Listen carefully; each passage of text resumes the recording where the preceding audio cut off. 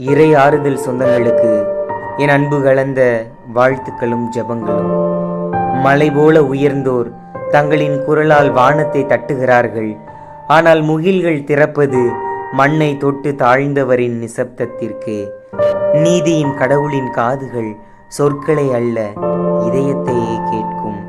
பொன்வண்ண ஜபங்களுக்கு அல்ல, உடைந்த மனத்தின் ஒளி அவரை உழுக்கும்.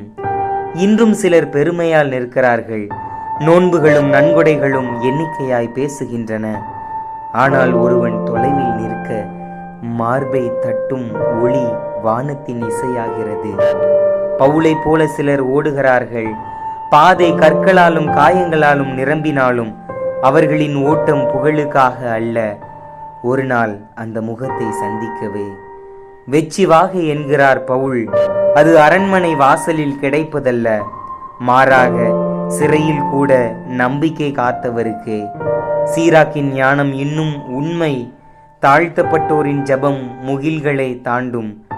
இன்றும் அதே உண்மை. ஆனால் அந்த முகில்கள் நம் இதயமே. நாம் எப்போது நம் உயர்வை இறக்கி மற்றவரின் கண்ணீரை கவனிக்கிறோமோ அங்கேயே கடவுள் நின்றிருக்கிறார். அவரை அடைய வழிகள் பல.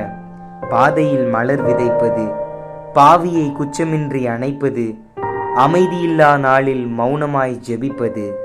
நாம் உயர முயன்றால் வானம் தூரமாகாது. நாம் தாழ்ந்து மடிந்தால் அந்த வானம் நம்முள் மலர்கிறது. வரி தண்டுபவர் போல அழுவது அவமானம் அல்ல, அது நம்பிக்கையின் விதை. அந்த கண்ணீர் துளியில் கடவுளின் முகம் பிரதிபலிக்கிறது. கடவுளை அடைய பாதை உயரத்தில் இல்லை, அது தாழ்மையின் பாதைதான். அங்கே நம்பிக்கை ஓட்டமாகும், நீதியின் குரல் இசையாகும், அருளின் காற்று நம் இதயத்தை தொடும்.